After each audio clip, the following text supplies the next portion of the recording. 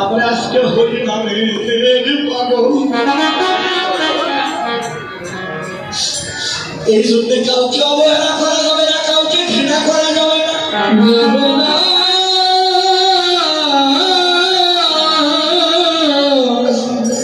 কবিতার কবির ভাষায় বললে যেখানে দেখিবে ছাই উড়িয়ে দেখো তাই, পাইলে পাইতে পারো তোমরা, নাহি করো তোমরা। মাসিমা, আমি যে তিলকমালা পড়ছি তবেই যে আমি ভক্ত, আর একটা মানুষ যে তিলকমালা পড়ে নাই তবে যে সে অভক্ত, এটাও বলা যাবে না। আপনারা সবাই জানেন, ইউটিউব চ্যানেল সামনে সবাই জানেন, রাবণ শয়তান, রাবণ দুষ্ট, রাবণ পাষাণ্ড, রাবণ ভালো না, এটা আমরা সবাই জানি। কিন্তু বাবাজি, এটা বাহির তত্ত্ব, এটা বাহিরের আলোচনা, আর ভিতর তত্ত্ব। আজকে ভিতর তত্ত্বে যে দলের লোকরা সংস্কারী, রাবণকে দুষ্ট বলে, পাষাণ্ড বলে, পাপী বলে, এটা বাহিরের হিসেব। আর ভিতরের হিসেব সর্বমত্ত পাতালের মধ্যে।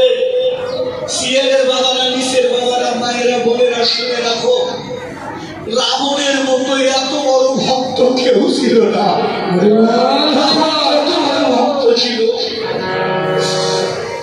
কিন্তু আমরা জানি রাবণ পাপী। কেন?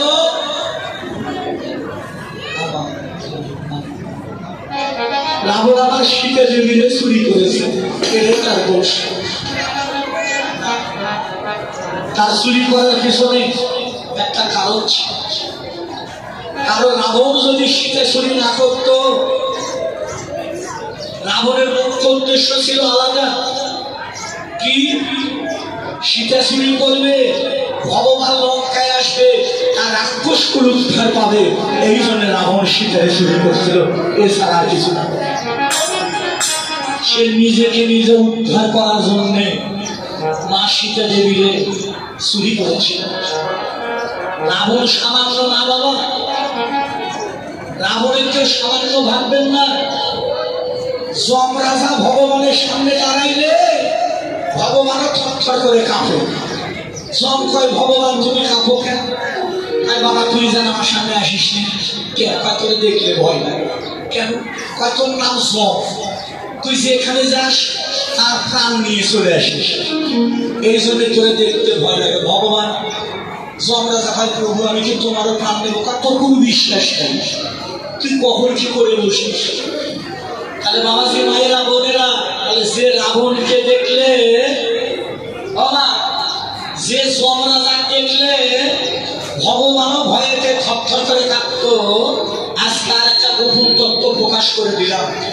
আর ওই রাবণ, ওই যমরাজা প্রত্যেক দিন ওই রাবণের ঘোড়ার আলো ঘাস কেটে দিত। তাহলে হিসাব করে রাবণ কি ছিল? এবার ভালো হিসাব করছে। তাহলে রাবণ কি?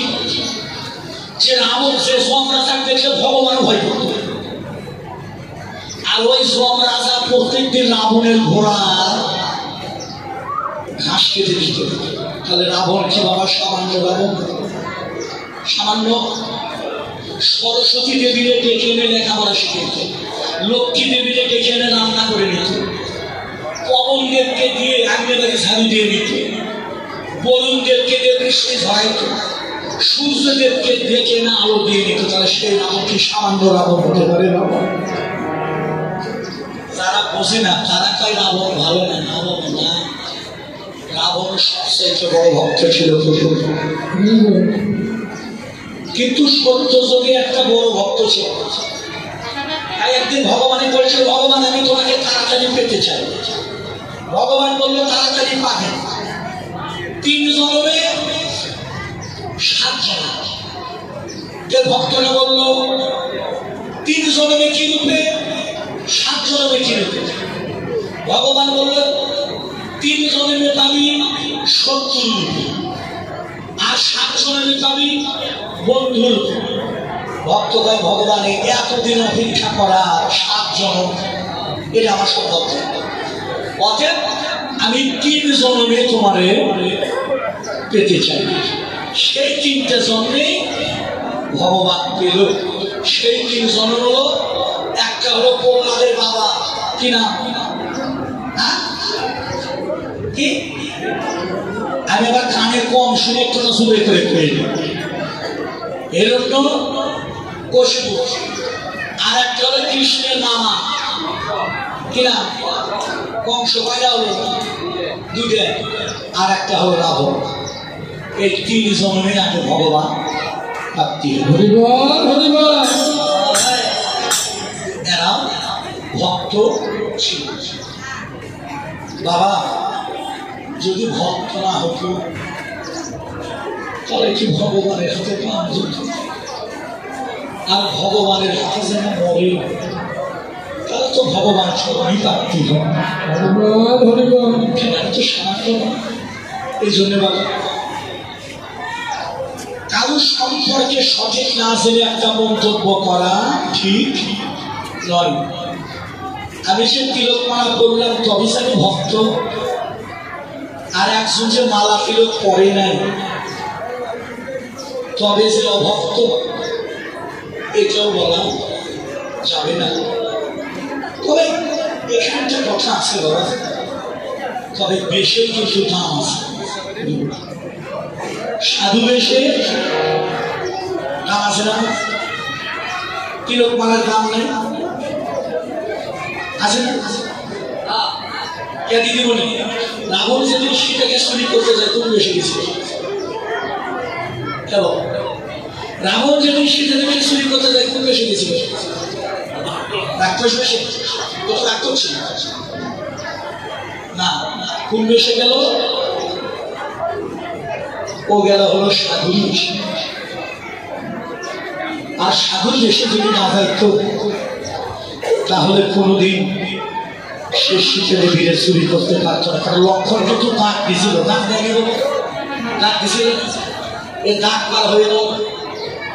দাগের ভিতরে থাকলে শীতে রক্ষা, দাগ পার হয়ে শীতে চুরি। হরি বল। মায়েরা লক্ষণ সীতাকে দাগ দিয়ে গেল, মা দাগের মধ্যে থেকে তাহলে শীতে রক্ষা, দাগ পার হয়ে শীতে চুরি। এটা কিন্তু খালি লক্ষণই দাগ দেয়নি।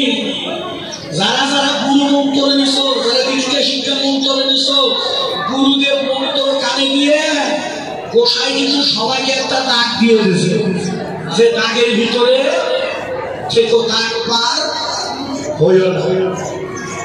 দাগের ভিতরে থাকলে শীতে রক্ষা, আর দাগ পার হয়ে গেলে শীতে দেবী চুরি হবে। বাবা মা তাহলে কোন দাগ? এই যে দাগ। এই জন্য শিক্ষা মন্ত্র নিতে হয়, তাহলে দীক্ষা নিতে হয়। এই দাগটা পার হওয়া যাবে না।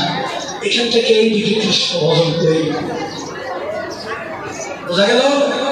সারাদিন কীর্তন শোনা লাগে, এখান থেকে এই দিকে কৃষ্ণ ভজন, এই দিকে না, এই দিকে নরক, এই দিকে নরক। ইশারাই করে বুঝলে বুঝো, না বুঝলে মুখ বুঝো। স্বর্গ নরক দেহের ভিতরে আছে, এটা হিসাব করে চলতে হবে। এই দিকে কৃষ্ণ ভজন, এই দিকে নয়। ওপর থেকে নিচে নামে তার নাম, প্রথম আর নিচে থেকে উপরে ওঠে তারই নাম হয় কৃষ্ণ ভজন। এই জন্য শিক্ষা মাত্র নিতে উপাসনা করে যেতে হবে।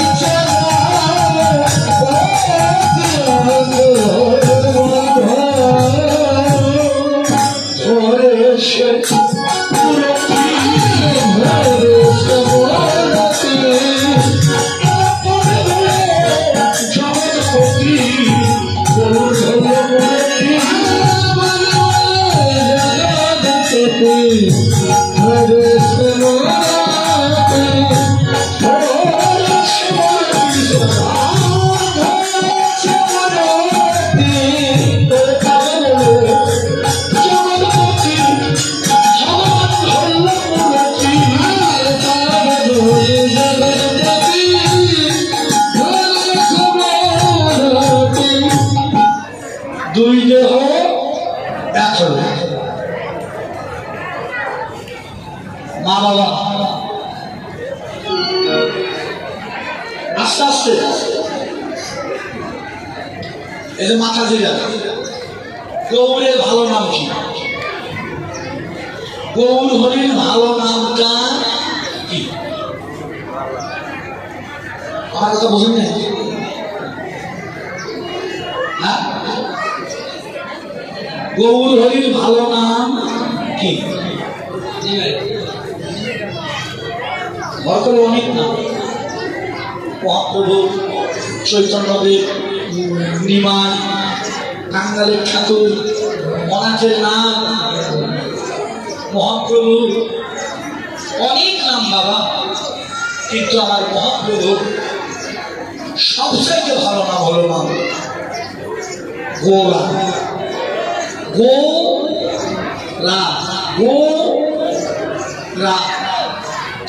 গোবিন্দের হলো গ, আর শ্রীমতী রাধিকার হইলেন রা। এই হলো খালি গোড়া না, ভজনের গোড়া, সাধনের গোড়া, ভক্তির গোড়া, মুক্তির গোড়া। আস্তে আস্তে তুই তো আমার মেয়ের মতো, তুই তো তোর বাড়িতে একটা আম গাছ আছে, গাছের পাতাগুলো ঝরে যাচ্ছে, তোর মা তোরে কইল মা একটু গাছে জল দে, দয়া করে বলবি এখন টিবল থেকে সেখান থেকে জল নিয়ে গিয়ে ঢালবি কোথায়? সত্যি করে বল। কে পাতা ঝরে যায়, পাতায় জল দেয় না, জল ঢালে কোথায়? গাছের গোড়া। কারণ গোড়ায় জল দিলে লতা পাতা সকলে সে জল আস্বাদন করতে পারে। এই জন্য কলিজীবের গাছের গোড়া হলো আমার গৌর হরি। আর ভুল থাকলে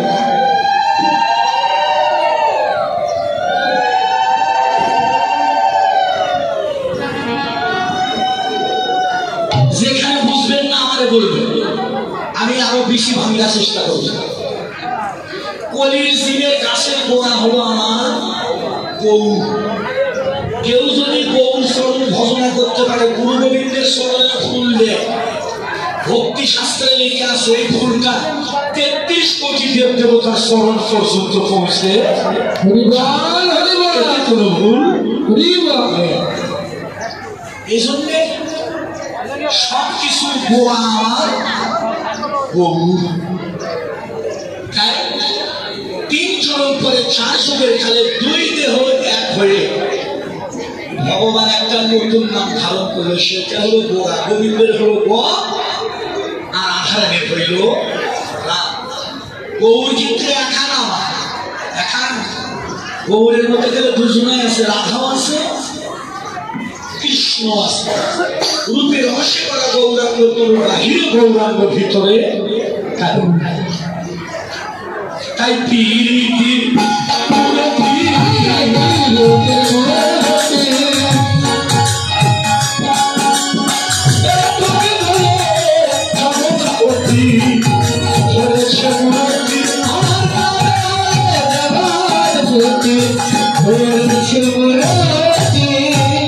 পিরিতির মধ্যে পিরিতি মানে ভালোবাসা। তবে বাবা মা এই জাগতিক জগতের ভালোবাসা রাধা কৃষ্ণের অপ্রাকৃত প্রেম। তিনি শিরোমণি গেছিলেন লাইলি নজরুল, চণ্ডীদাস নজরুল, জয়দেব পদ্মাবতী, বিল্লমঙ্গল চিন্তামণি, লসিনা দেবী, নিশ্চিত রায়, মমতাজ শাহজাহান, এক মরণে 2 জন মরছে। লাইলির বাড়ির কুকুর যখন মজনুর বাড়িতে আসতো, মজনু কুকুরের মুখে চুমো খেত। মজনুর মাথা খেয়ে তুই পাগল হলি, কুকুরের মুখে কেউ চুমো খায়। মজনু কেঁদে কেঁদে বলতো, ও জানো না গো মা, এই যে আমার লাইলির বাড়ি কুকুর, দেখছি ভালোবাসা, এর নাম ভালোবাসা। মজনু কুকুরের মুখে চুমো খেত। ভালোবাসা যখন গভীর হবে সেখানে কিছু থাকে। তাই রাধা কৃষ্ণ দুই দেহ এক হয়ে ধরেছে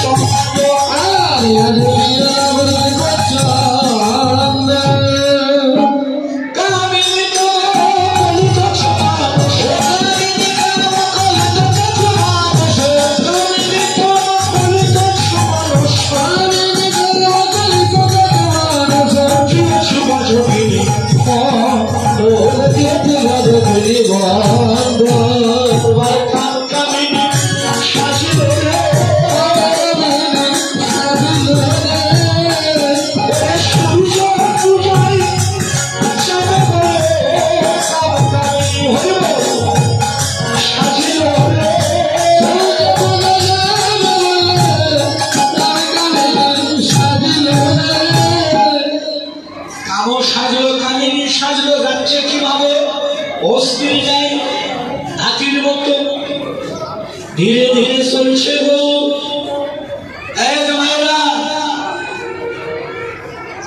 ও দিদিমণিরা, এই যে এই দিকে লক্ষ্য রাখো, যারা কৃষ্ণ ভজন করবা, যারা তিলকমালা পড়বা, প্রত্যেকটি নারীর স্বভাব হস্তির ন্যায় হতে হবে। হাতি যেমন শান্ত, তোমরা আসলে যারা নারী বসে আছো তোমাদেরকেও হতে হবে শান্ত। চঞ্চল মন নিয়ে কৃষ্ণ ভজন হবে না। কথাটা মনে থাকবে, না খালি শুনে চলে যাবে না। আমার গুরুদেব আমায় বলেছিল, বাবা দুলাল রে, শোনার নাম ধর্ম নয়, জানার নাম ধর্ম নয়, মানার নাম হলো ধর্ম। নাকি আমি বই পড়ছি, শাস্ত্র পড়ছি, অনেক কিছু জানি, কিন্তু মানি না। ও জানার আমার কোনো দাম নাই। সারা রাত দিন বসে কীর্তন শরীরের, কিন্তু আপনি মানলেন না, ও শোনারও কোনো দাম নাই। তাহলে নারীর মতিগতি হবে শান্ত। হাতি ছিলেন, হাতি দেখছেন স্বভাবটা ধীর না চঞ্চল?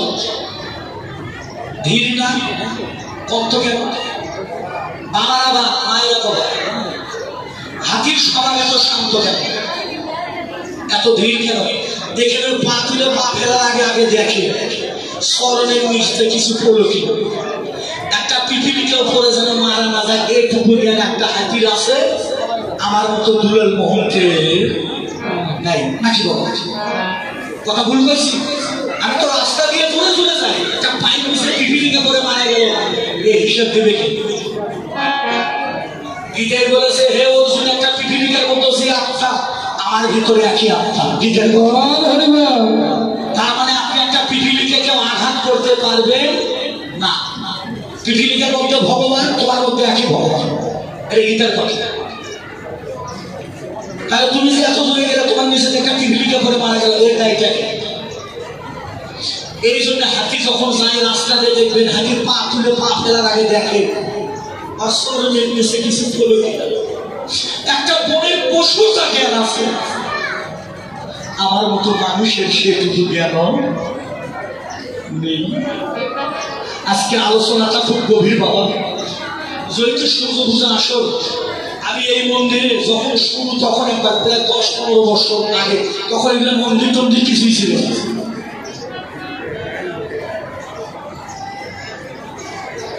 বহুদিন আগে একবার আইছিলাম, তখন এই জায়গা কাবু করা ছিল, কাবুর মধ্যে ছিল। আমি ভুলিনি বাবা, এই মশার কামড়ের কথা আমি আজও ভুলিনি, আমার মনে আছে।